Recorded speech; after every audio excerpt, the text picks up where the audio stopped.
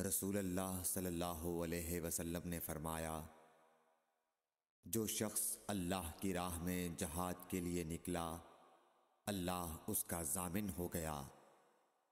اللہ تعالیٰ فرماتا ہے، اس کو میری ذات پر یقین اور میرے پیغمبروں کی تصدیق نے اس سرفروشی کے لیے گھر سے نکالا ہے۔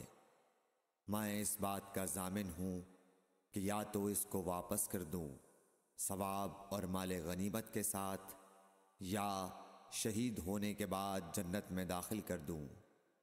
رسول اللہ صلی اللہ علیہ وسلم نے فرمایا، اور اگر میں اپنی امت پر اس کام کو دشوار نہ سمجھتا تو لشکر کا ساتھ نہ چھوڑتا، اور میری خواہش ہے کہ اللہ کی راہ میں مارا جاؤں، پھر زندہ کیا جاؤں، پھر مارا جاؤں، پھر زندہ کیا جاؤں، پھر مارا جاؤں۔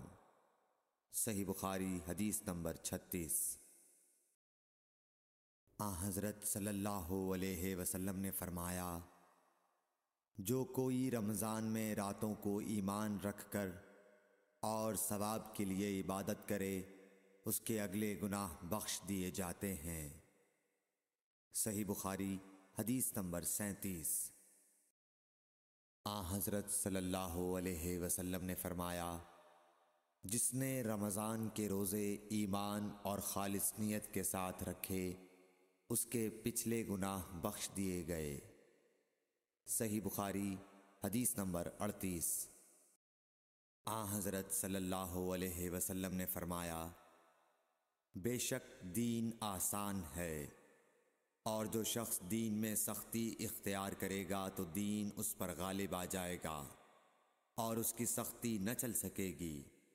بس اس لیے اپنے عمل میں پختگی اختیار کرو، اور جہاں تک ممکن ہو میانہ روی برتو، اور خوش ہو جاؤ کہ اس طرز عمل سے تم کو دارین کے فوائد حاصل ہوں گے، اور صبح اور دوپہر اور شام اور کسی قدر رات میں عبادت سے مدد حاصل کرو۔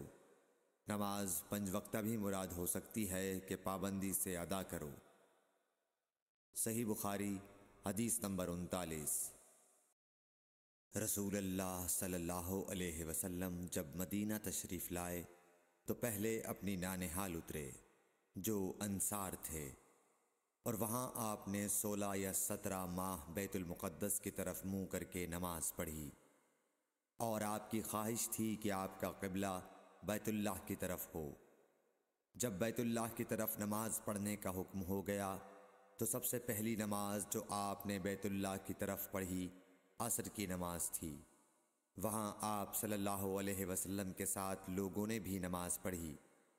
پھر آپ کے ساتھ نماز پڑھنے والوں سے ایک آدمی نکلا اور اس کا مسجد بنی حارثہ کی طرف گزر ہوا تو وہ لوگ رکوع میں تھے۔ وہ بولا کہ میں اللہ کی گواہی دیتا ہوں کہ میں نے رسول اللہ صلی اللہ علیہ وسلم کے ساتھ مکے کی طرف منہ کر کے نماز پڑھی ہے۔ یہ سن کر وہ لوگ اسی حال میں بیت اللہ کی طرف گھوم گئے، اور جب رسول اللہ صلی اللہ علیہ وسلم بیت المقدس کی طرف منہ کر کے نماز پڑھا کرتے تھے، یہودی اور عیسائی خوش ہوتے تھے، مگر جب آپ نے بیت اللہ کی طرف منہ پھیر لیا تو انہیں یہ امر ناگوار ہوا۔ زہیر ایک راوی کہتے ہیں کہ ہم سے ابو اسحاق نے برا سے یہ حدیث بھی نقل کی ہے کہ قبلہ کی تبدیلی سے پہلے کچھ مسلمان انتقال کر چکے تھے، تو ہمیں یہ معلوم نہ ہو سکا کہ ان کی نمازوں کے بارے میں کیا کہیں۔